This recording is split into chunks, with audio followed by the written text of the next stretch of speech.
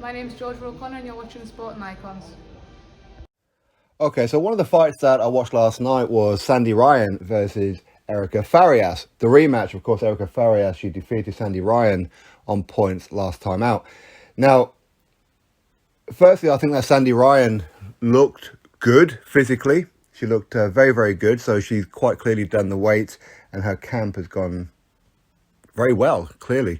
But the fight itself, it was a one-sided win, in my opinion. I thought Sandy Ryan looked fantastic, used the jab and was moving around constantly. So Erica Farias just couldn't even get close to her. Every time she'd try and do something, Sandy Ryan would just pepper her with a jab, hit her with a right hand once in a while too. Now, one thing I will say though is that Erica Farias, she looked like she just didn't know what to do.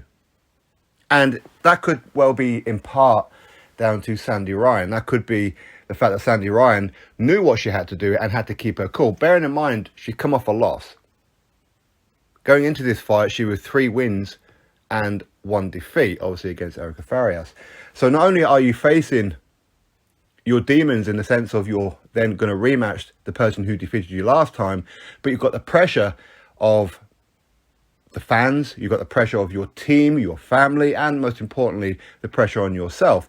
So you have to try and block all that out and get on with the task at hand, because ideally, what most fighters want to do, I should say, is that they want to go in there and make a huge statement, i.e. knock that person out. That's usually what somebody who loses wants to do. That's kind of like their mentality. But Sandy Ryan knew, win the rounds and just get the win. Don't do anything stupid. Just get in there, do what you got to do, and get the win. And that's ultimately what she done. So well done to her. Well done to her team.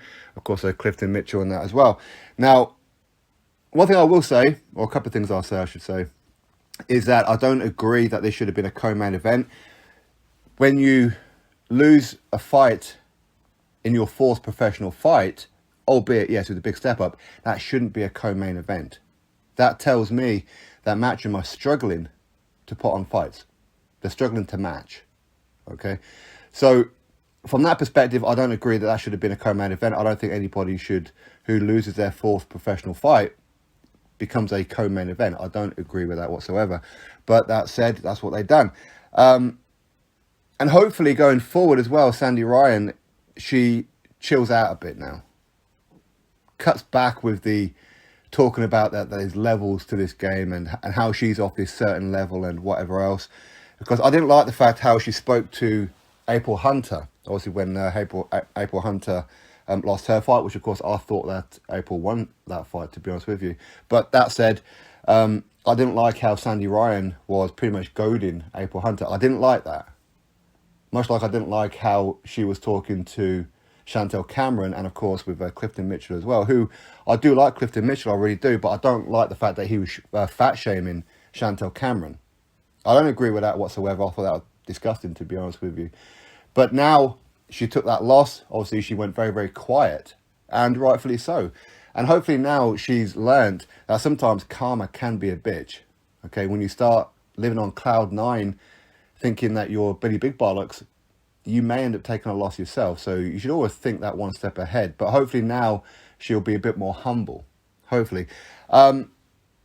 After the fight, there was talk about her potentially fighting Chantel Cameron for the world titles. Listen, when you've got a record of 4-1, you don't have the right to be talking about world titles, in my opinion. As much as that would be a good fight, a lot of people would tune in to watch Chantel Cameron and Sandy Ryan. They're both former GB members. And it'll be a very interesting fight, a very, very interesting fight. I mean, I would favour Chantel Cameron at this point.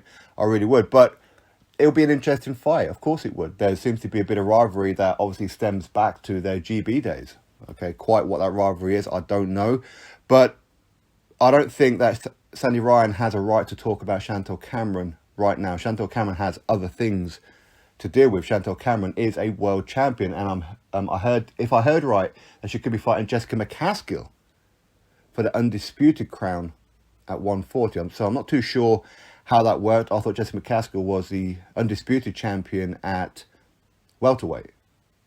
So obviously she's going to go down to super lightweight. And I don't know what happened to the other belts. I mean, has Jessica McCaskill got those other 2 belts, and now she's going to unify with Chantel Cameron. I don't quite know how that works. I think I've missed a couple of beats or a couple of steps on that one. But that said, a couple of years' time, no. Maybe even a year's time, if Sandy Ryan can get a couple more good wins. And that is a good win over Erica Farias for Sandy Ryan. It really is. Farias has only lost to world champions, the top, the best of the best in her division. So Sandy Ryan getting a win over her is fantastic. And she shows that she is kind of in that ilk, if you like, of those kind of levels. I know I said we shouldn't really be talking about levels, but she's shown that she has. But Erica Farias, maybe she's on the decline. But I'd like to see Sandy Ryan get at least another 3 or 4 10-rounders in, just to kind of see whether or not she is of that kind of level. Because the last thing in the world she wants to do is go in there with a Chantel Cameron and take another loss so early on in her career. Now, there's nothing wrong with taking losses. There's absolutely nothing wrong with it. It's all part of the journey. It's all part of the learning of the boxing experience, that at the end of your career, you can look back and you can look at those losses. You can look at the wins and ultimately make a choice about, say, did I have a good career or didn't I? It's all about what happens in the end. But of course, enjoy the journey. But anyway, congratulations to Sandy Ryan. Fantastic performance. Fantastic. So well done to her. Drop your thoughts below. Click thumbs up, subscribe, and I'll catch you on the next video.